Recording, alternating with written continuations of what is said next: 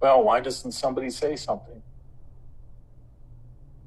G, it is now time for satsang.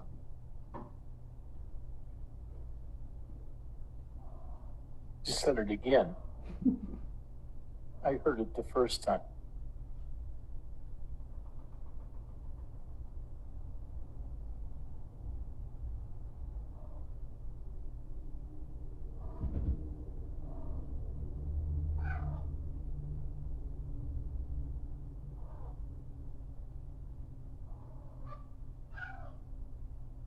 About 5 years ago,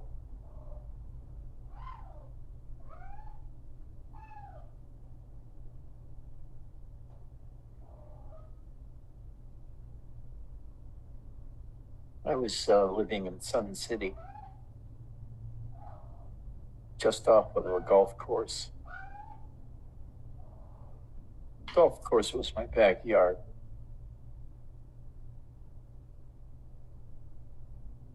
I used to go out and walk to the back of my property, touching on the golf course. It's very quiet, fairly isolated.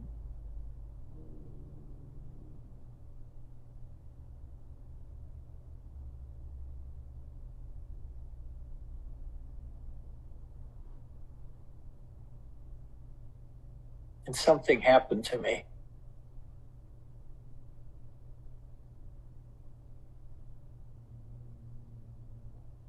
I felt something arising within my gut.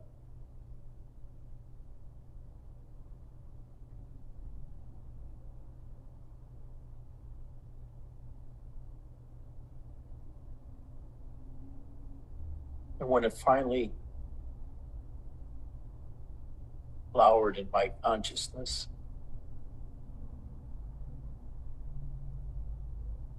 there was an enormous sense of power.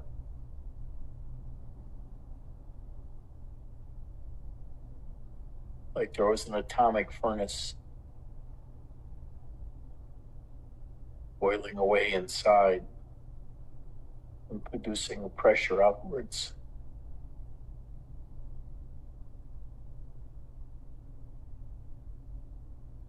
I hadn't heard any other teachers talking about this, so I ignored it.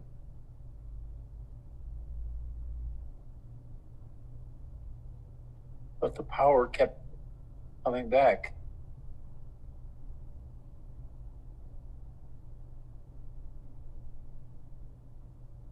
It was like something inside was inflating my sense of being.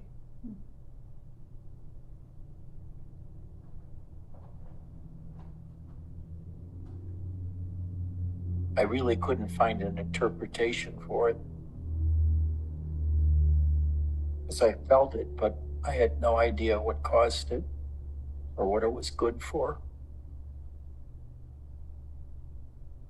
Actually, it's probably good for nothing. But I enjoyed it.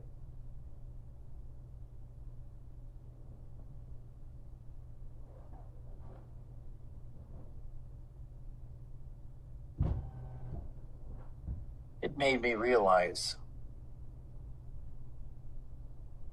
how limited the power is of our human bodies.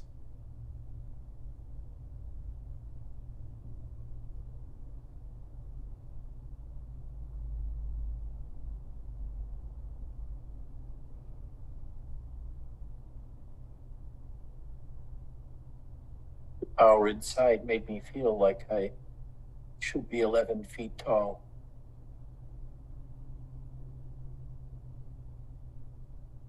I still, to this day, have no idea what it's about. But now I feel it almost all of the time. Enormous power without anything to do.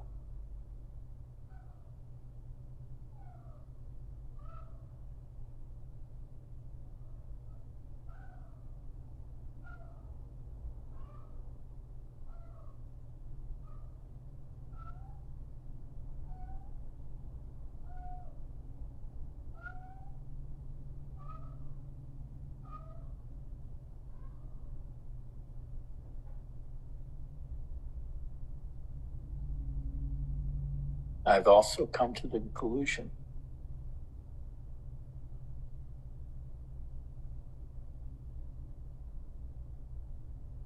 that our lives are good for nothing.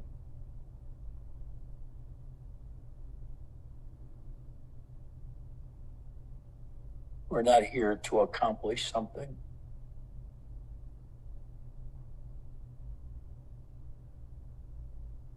We're not here even to find God.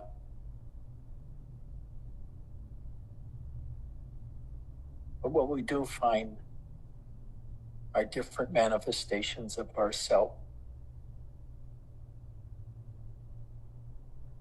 And by self, I mean that which arises in this individual instantiation of the life force. I felt it as the life force.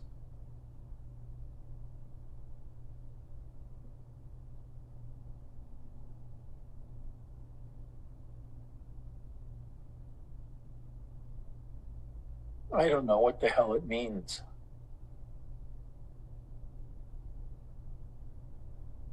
But it feels very protective.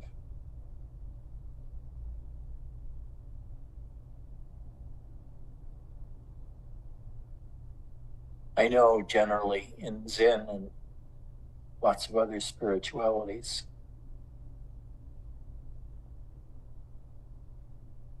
progress is not measured in terms of one's own sense of power.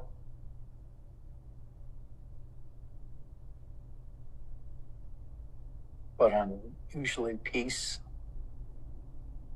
as an attainment, understanding as an attainment. But I don't find understanding to be a goal anymore. That's the kind of goal of our old minds. To attain a certain state, certain understanding, certain knowledge. But I found all knowledge to be useless, ultimately to us, human beings.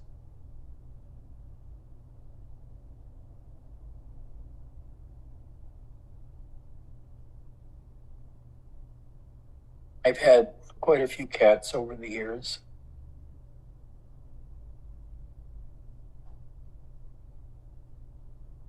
Most have died.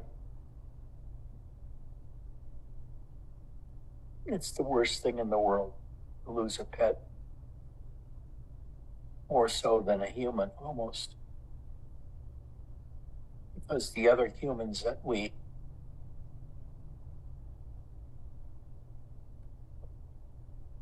are aware of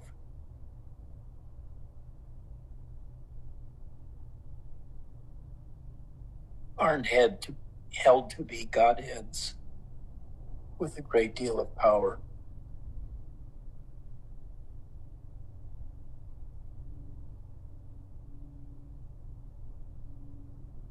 But the feeling is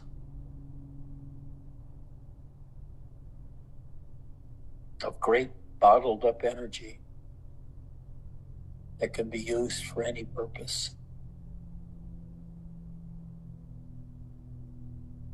And the feeling is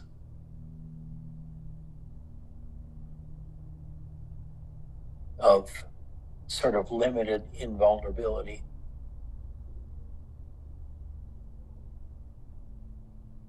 And being so close to that power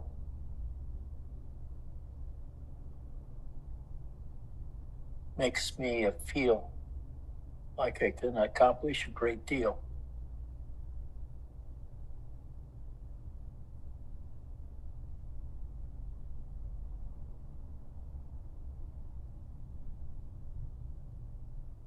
But that hasn't manifested. because I have no interest in accomplishing anything.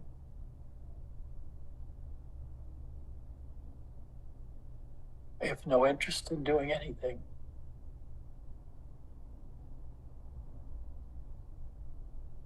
I used to enjoy traveling, walking in the hills or mountains, in the desert.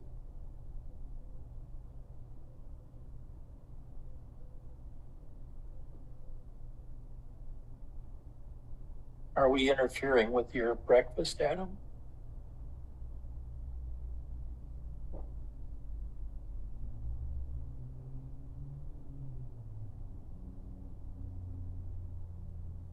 It looks like, with all the people behind you, that you're eating at a bazaar. What is bazaar?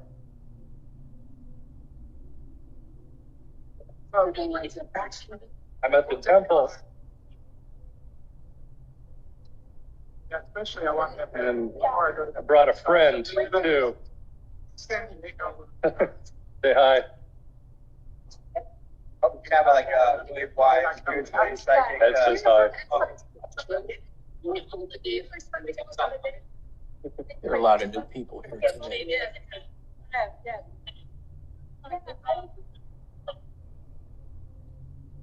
I'm conscious that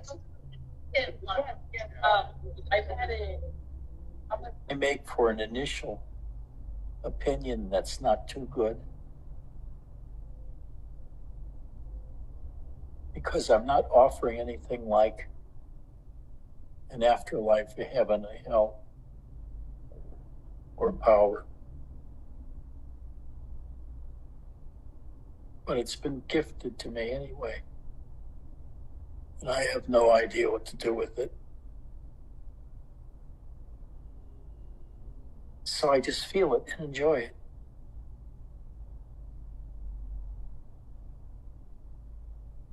I can't guarantee you'll feel the power too,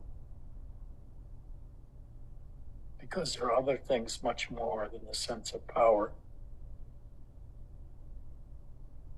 Awareness of the life force inside of us is something that happens as we gradually throw away our entire mind and what the mind wanted.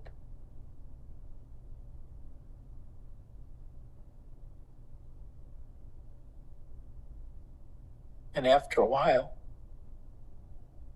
we find we don't want anything anymore. Because as we are, we feel very happy. I know nothing about God anymore.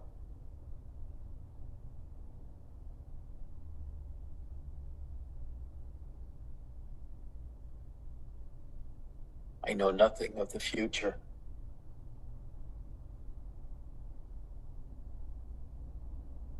I watch television and I wonder why the people in it are getting so upset about things, as if being upset allows them to change things. It doesn't.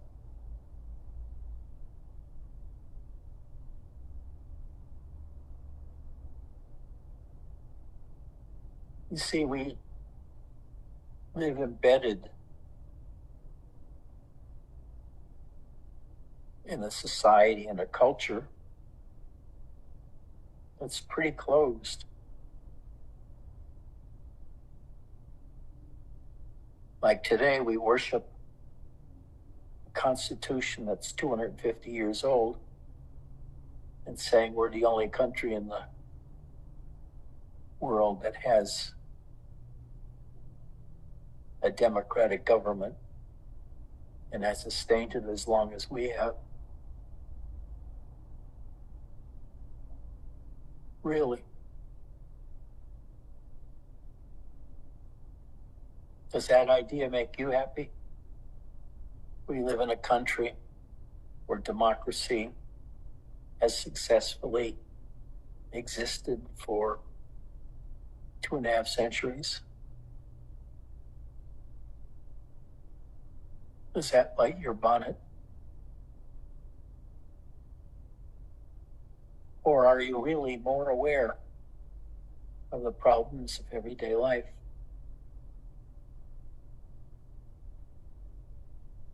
What if those problems could be eliminated and you would be free of them? Matters of relationship, of money, of eating breakfast, they don't touch you anymore.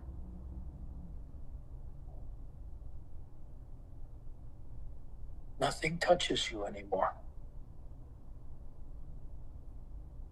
In a sense, some of it feels like an escape, but the thing is, what did I escape from? I feel free.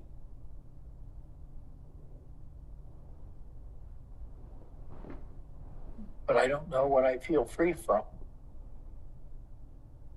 Being a human being,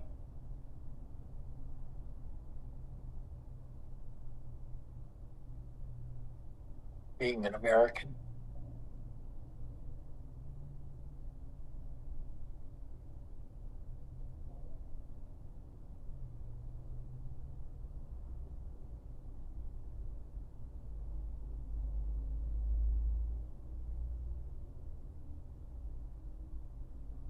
when you can feel the life force in you,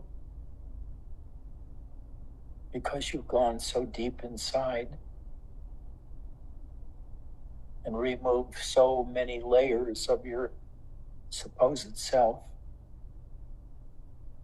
only to find there is nothing there that you can put your finger on. What you are is, I don't know.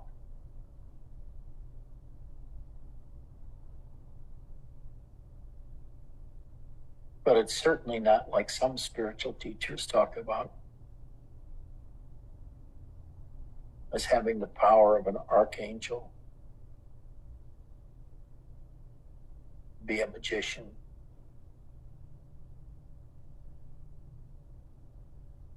For me, it's to feel free of the world.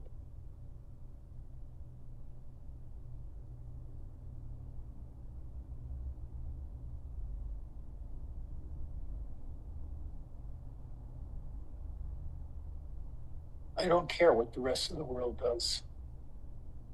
I don't care what the United States government does.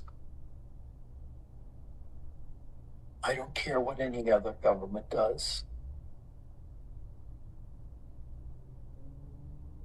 And paying it no heed means I'm free of it.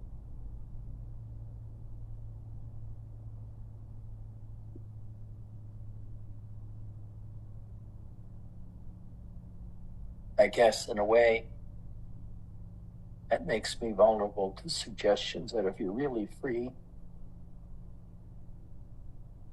you could live on the streets, on the banks of a river, or high in the mountains, without a house, without friends.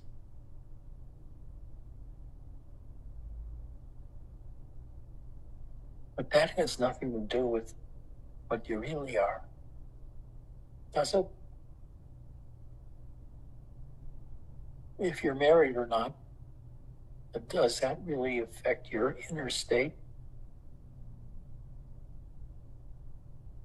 It does, yeah, true to a certain extent.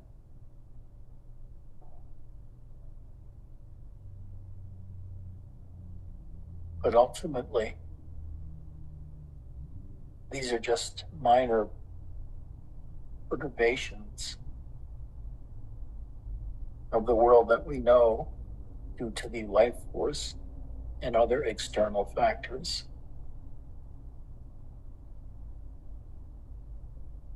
If you spend a long time just looking into and feeling yourself,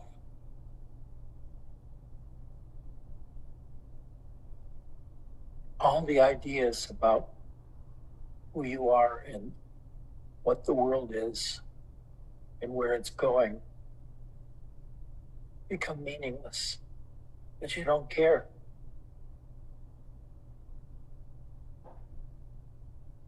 You finally stopped. You're no longer running around wondering what you're doing or latching yourself to a new religion or a new economic profit.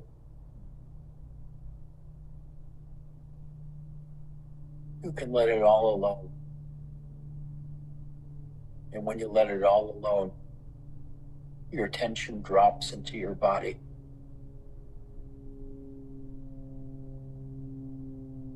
Your sense of self.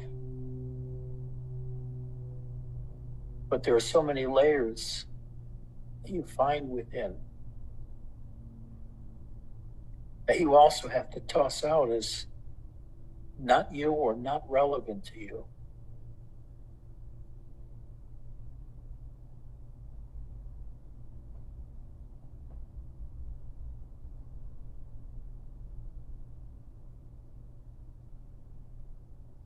There's another factor in spirituality. In this state, one feels immortal, untouchable.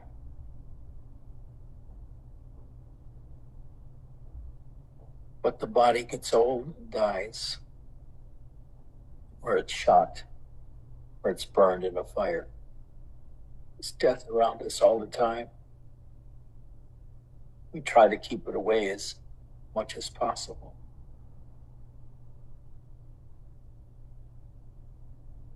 But what if you didn't feel fear of it anymore at all?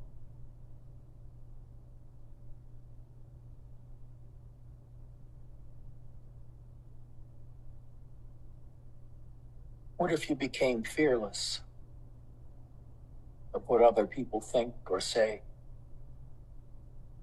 Then you're the perfect rebel. Except you don't have the heart to be a rebellion anymore and cause distress, because you don't see any solutions to any problems, worldly problems, that would be obtained through acting,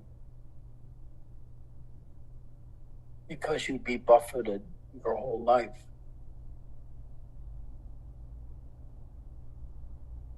From flying a straight and narrow path that's fixed in terms of mind structure.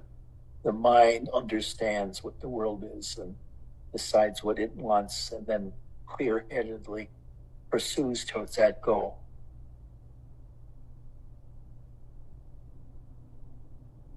But our goal, I think, fundamentally,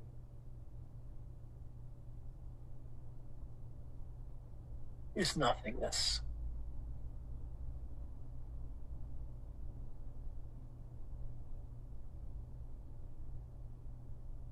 And the strange thing we learn over a period of time is that the experience of nothingness has a side effect of feeling great power.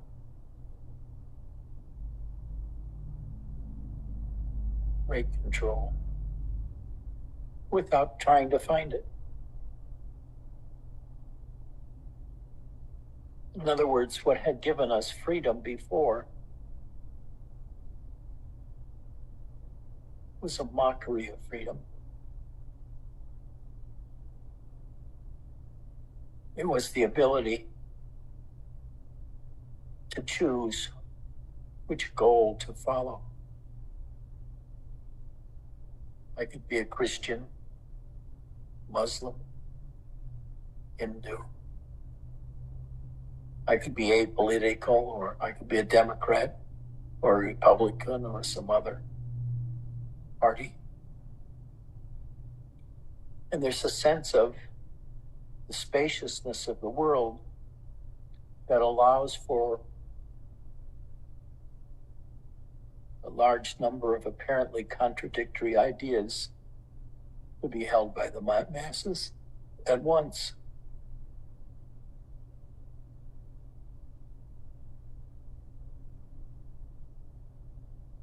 But what if you want to get off of that merry-go-round?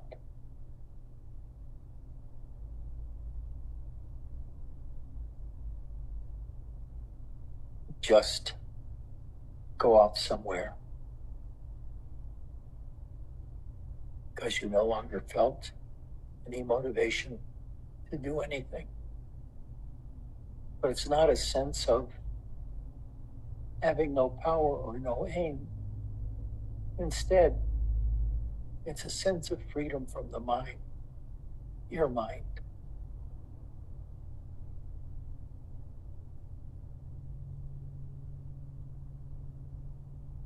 The easiest way to think about it is the mind is full of shit.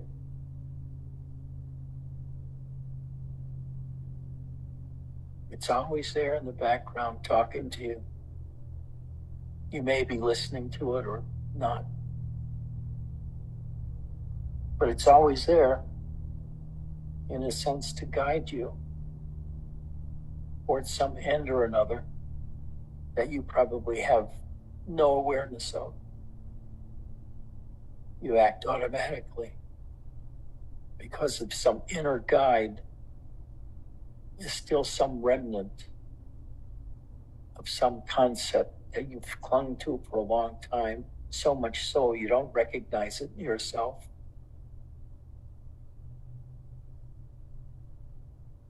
But one day, you realize you're not like you used to be. Your worry about the world is gone.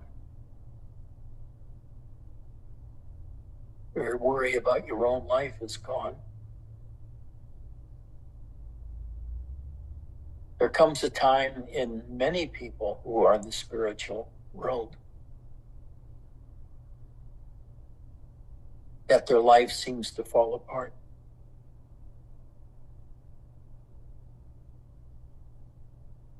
Your girlfriend leaves, your boyfriend leaves, your husband leaves, your wife leaves. Your house burns down, a child dies.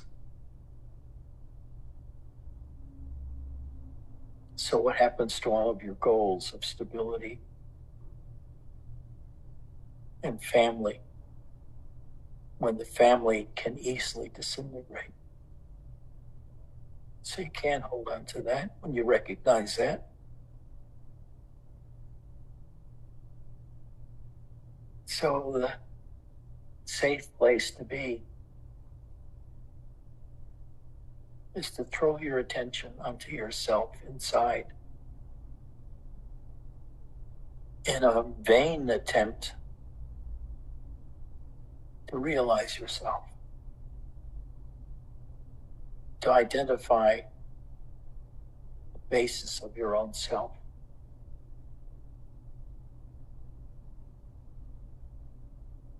But no matter how far you search and how long you search,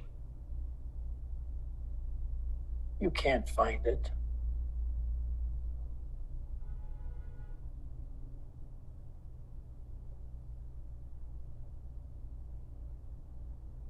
There's no philosophy out there that is so beautiful and so powerful and so logical that it can rescue from the pains of being alive. What can rescue you from the pain of being alive?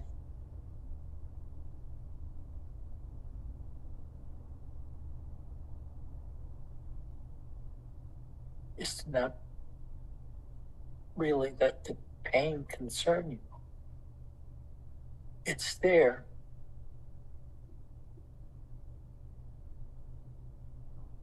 But you're no longer bothered by it. You no longer have to take steps or follow some protocol to free yourself, because you're already free, because you don't care about them anymore, what your mind says. You might even think that what you've been pursuing all of your life is wrong-headed, and you let go. Like in the book Siddhartha, after many adventures in life searching for truth, you end up being a ferryman.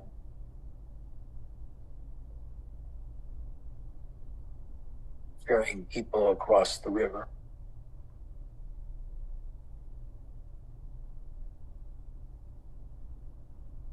I know when I read Siddhartha a million years ago, I felt very disappointed. I thought Siddhartha would be waiting for something much more ecstatic than not caring about what's happening in the world. The point is, when you're open to your own self inside,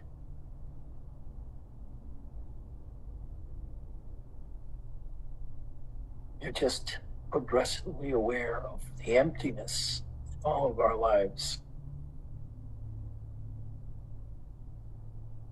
And when you can freely let go of all the things you've wanted to do and to just rest in your own inner world,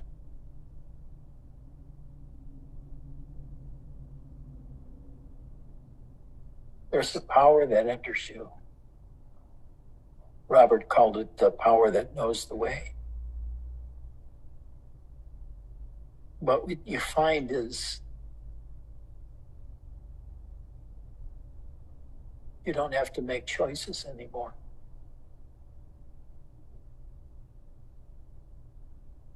You've learned you don't choose.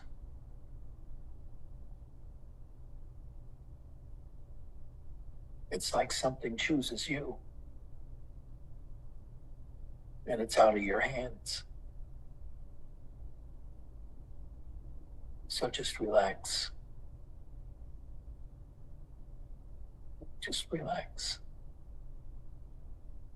That's the secret.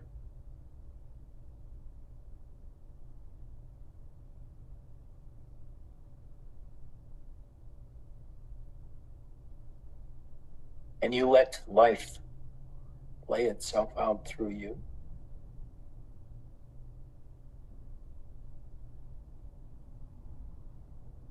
And you become the observer, the feeler, the orator of something deeper within you that feels like your own sense of freedom. What you're doing is becoming free. Free of ideas, free of the mind.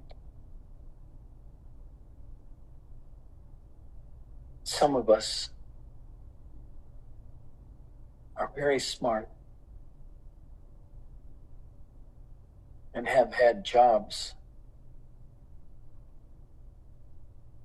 that require a great deal of education. Physicist, mathematician, something like that. Or doctor.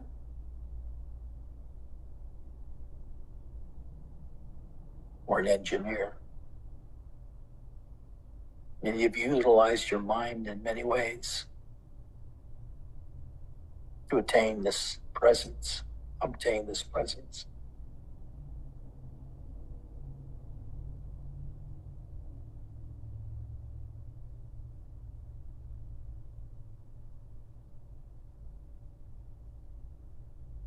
But you become so rested in yourself.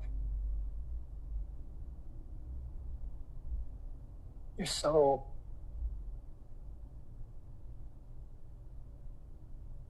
reconciled to the fact that you're 150 pounds of protoplasm with sensitivities and a mind.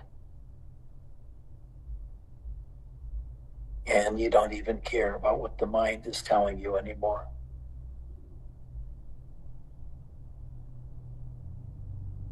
The mind feels like another outside agent trying to control you. And you let go. You let go. And one of the marks of letting go is a sense of relaxation. All your muscles relax too.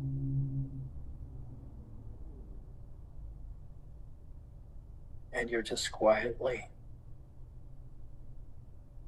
residing in your own self without knowing what that self is. Because you're no longer interested in knowledge. And you recognize that knowledge puts you into boxes.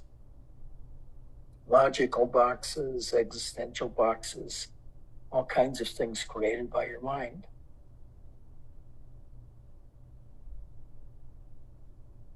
So you don't believe your mind anymore. Now that's freedom.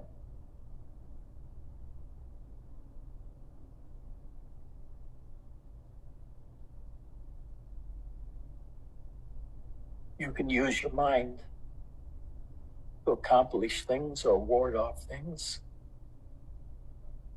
But it's only an instrument, it's not you. And when you don't know your inner world that much, you tend to give the mind too much credence and importance. It's good for nothing. It's good for nothing. Now, I'll say that mind has helped us a lot as a civilization.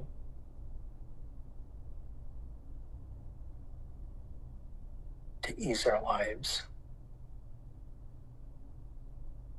We're not living in a jungle anymore, or we can be eaten by tigers or lions or germs. Everything is more controlled and safe here. And we can divert some of our energies to build a civilization or to make locomotives and railroad lines extending all over the United States. And we can use that kind of thing for freedom. We can travel. We can become rootless and travel everywhere and think about anything. But also by sinking inside,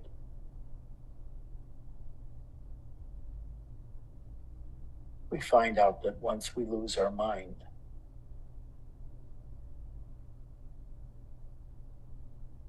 that we're happy.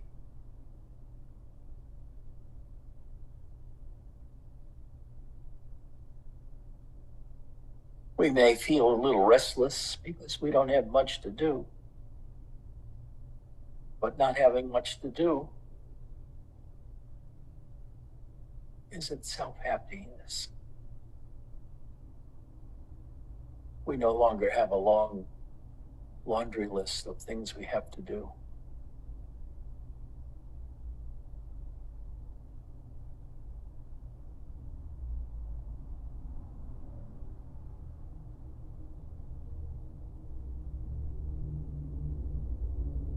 We can live with relative ease a life not too involved in the world. This is where Robert was leading people in Ramana. Don't chase the world. And even then, go one step further. Don't chase ideas or isms. Don't chase a world of logic or music.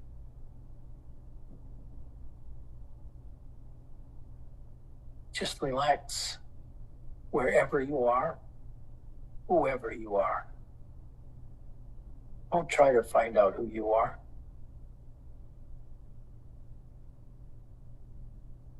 Because inside, there are so many worlds inside of you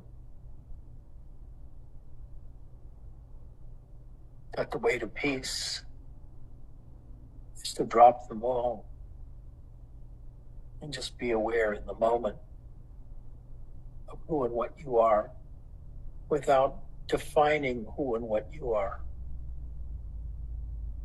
That stuff is of the mind, and pursuing that is very stressful.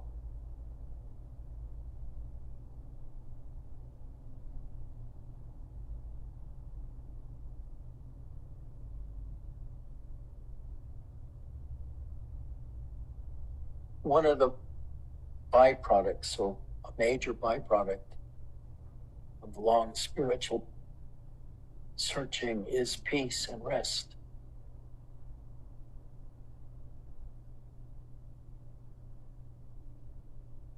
We don't do anything anymore. We become a bump on the log, whatever that means. And we don't try to become something else. If anything, we try to accept more and more of everything we find coming out of us.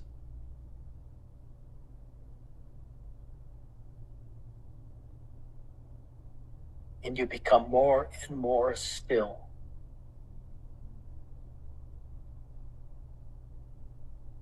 You become still.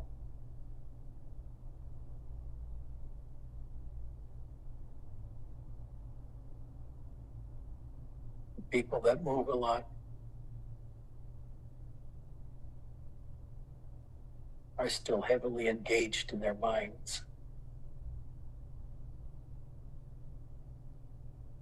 At that point in time. So, I also ask people to do an inventory of what they want. And over the years or months, to see if that schedule of things is permanent or if it doesn't change. What do you want?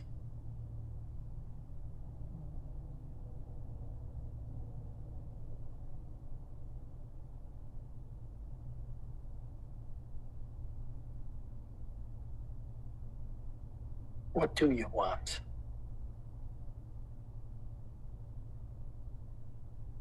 What do you want?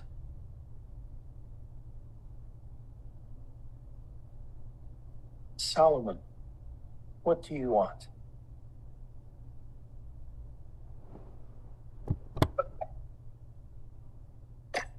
A good life. What does that mean?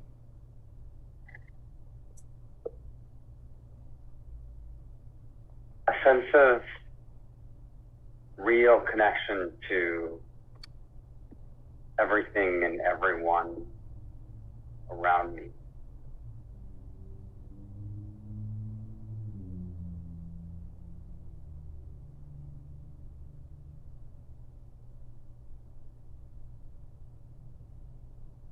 You want to be recognized? No. Just connected. What kind of connection? I think human connection.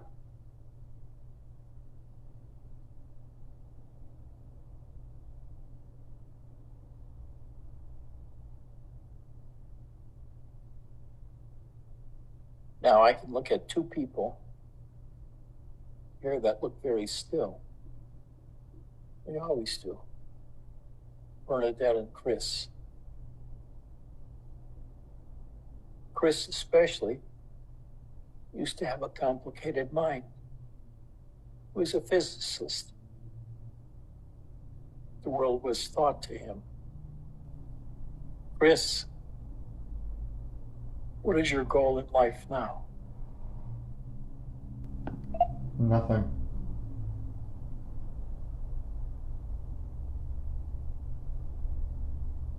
So you just sit all day, sitting in nothing? Much as I can. But my mind doesn't like that.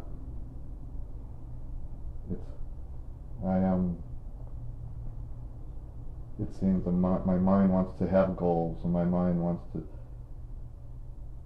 I feel like I was relaxing, but I felt like I was relaxing in order to find something, to do something. Oh, I need to relax so I can find peace. Oh, I need to relax so I can find serenity and comfort. And I just recently realized how much my old mind of control was trying to control my spirituality and my path, and just to give me wants and goals, things that I need to work on. It wasn't true relaxation. It was it wasn't relaxation for its own sake and then see what happens. It was relaxation with a goal, that to feel energy, or to feel the power like you were talking about, some sort of, it was relaxed with a goal. And I'm just, I see that now, and I'm just, as best I can, relaxing for relaxation's sake and just seeing what happens. That's about it for now. You've given that away. You've given that search away. Yeah, I really caught it the last week or two, that I was, just like I was searching it with my mind in the mundane, I was searching with my mind to feel or to do something in the spiritual. And I'm, like I said, now I sit, I as best I can, relax, just to relax and let things go. Just let go as best I can. Quite a change. Are you happier now? I'm happier in that I feel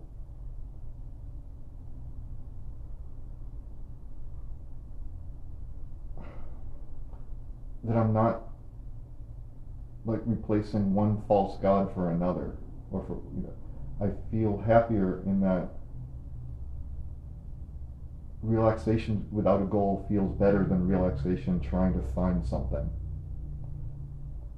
It's I don't know if it's even happiness as much as just calmness, that I'm not trying, I'm just being, and that feels better than the feeling of needing to attain or achieve, rather than just being.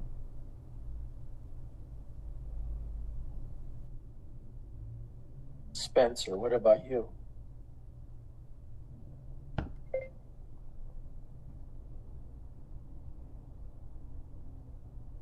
What do I want? Or just, what about me? Yeah, where are you? What do you want? Just more money. What?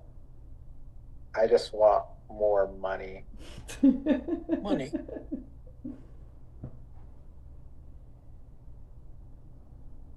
What about you, Mark? Just want to keep going like I am. I'm very established, I feel, and I just continue to deepen and refine where I've been the last few years, and it's working very well. Nothing's perfect, but it's like 98% better than where I used to be. So, Solomon, I ask you again, what do you want?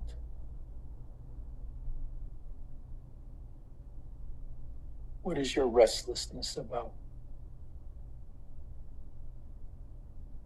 A deep sense of wanting a deep sense of belonging and purpose.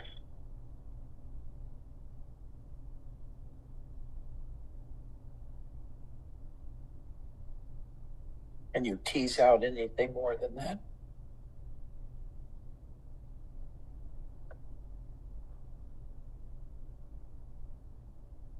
I think the message that resonates more than letting go is letting it flow. I want to be more in flow. I want to, and my mind definitely can get in the way of flow, for sure. So you want freedom from your mind.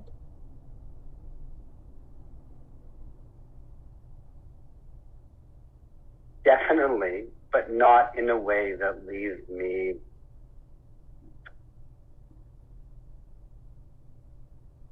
without the needs that are biologically ingrained in human beings, like social connection to others, sense of connection to others. I don't want no mind if it means sitting at home alone.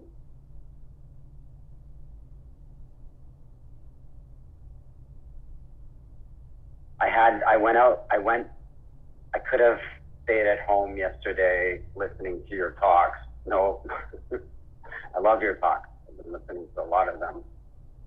And they're deeply, deeply beautiful and relaxing. And there was something that a friend wanted me to go to that I really couldn't have given a shit about. Really it was actually an event talking about self-improvement. So I couldn't give a shit about it. And it was titled something ridiculous. But I went anyways because I knew how crappy it would feel just sitting alone at home by myself on a beautiful day. And I did, and I was surrounded by people, and it felt really good. It felt really good. And so that's where I want deep peace, I do, but I also want Community. a sense of belonging. Yeah, I'm a social creature.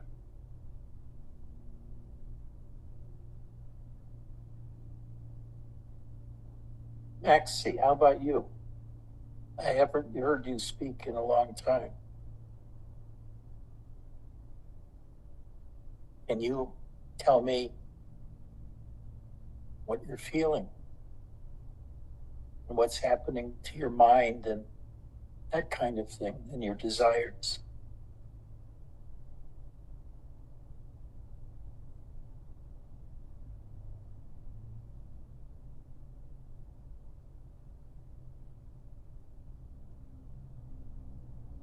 Maxie's not participating. Cassie, how are you? How is Ian? I don't really know yet. I know that he's got a broken blood vessel. I don't know. I don't know whether they're going to operate on his at all. I don't know what they're going to, whether it's really dangerous. They don't really. What? I can't quite hear. They haven't given me much information about Ian, except that he's just got a broken blood vessel in his brain. So I just it's just really fantastic what you said, Ed, and I'm very, very grateful for you. Very, very, very grateful. Because when it comes to the death of me or Ian, and I think Ian's more prepared for it. He's oddly. I mean, he kind of couldn't even talk yesterday very well. But the day wore on, he started to be able to. I mean, he couldn't remember anything, and he thought he still thought he still made hang gliders, and so he was pretty confused. But as the day wore on, he seemed to actually get more clear, and I think he's okay with death. And what? I think he's okay with death. I think he really is. And I just want to be clear about him being okay. I want to be at peace with him dying. Peace with myself. Yeah. So, thank you, Ed. It's a beautiful talk.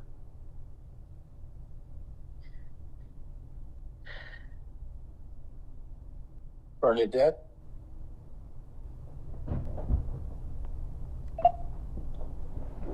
I don't want anything. I think there's the just sitting, feeling the power, and then there's the mind over here, and if I want something, that means I'm going into the mind and being that, and I don't want to do that. So I guess I have everything I need. Why would it be bad to go into the mind? It just feels awful. It disturbs the peace. The feeling of the power and the peace isn't there if I identify in the mind and thoughts. It's just painful. What do you mean by the power? Well, when you were describing that feeling of immense power inside, that feels like that's what my life is. It's doing my life, and if I don't go into the mind, then there isn't really a me. I can't even find myself, but it doesn't matter because that power is doing it all, and I just rest and feel really good.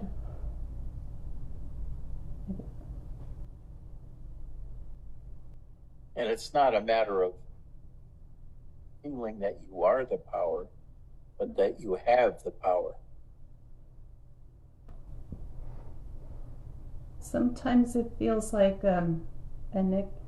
sort of excitement, like I get almost like butterflies in my stomach, like something really big is going to happen, but it doesn't. So I just relax into it. Raju, what about you?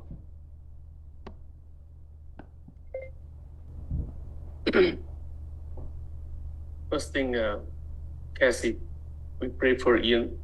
We pray that he recovers and he comes back with the same usual energy and smile and elegance, and sits along with us in the next satsang. Really pray.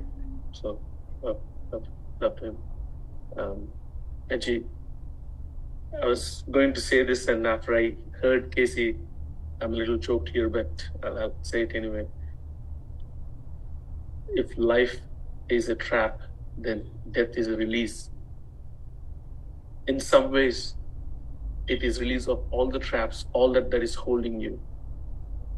But relaxation is getting that release without dying.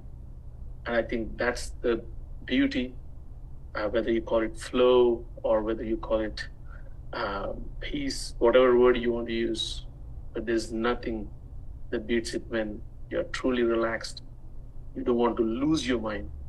You just want it to step away in your way of experiencing that calmness and peace and be able to truly feel the fullness of life.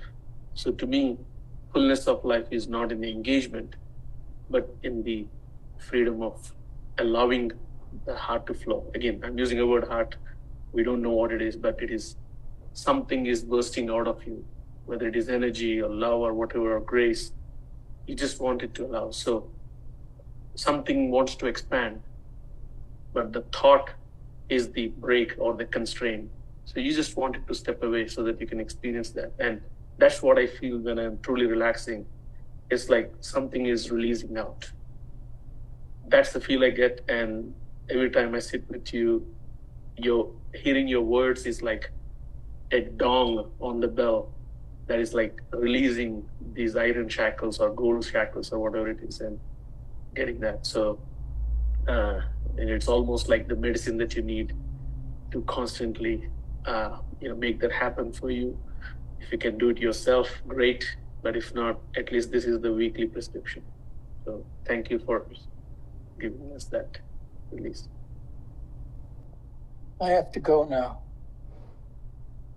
I have a strong urge to go to the bathroom. Me too. I'd rather not do it in my pants here. So, here's our hope for Ian. We all love him. Send him your support and see if it makes a difference. I love you all. Take care of yourselves. Relax.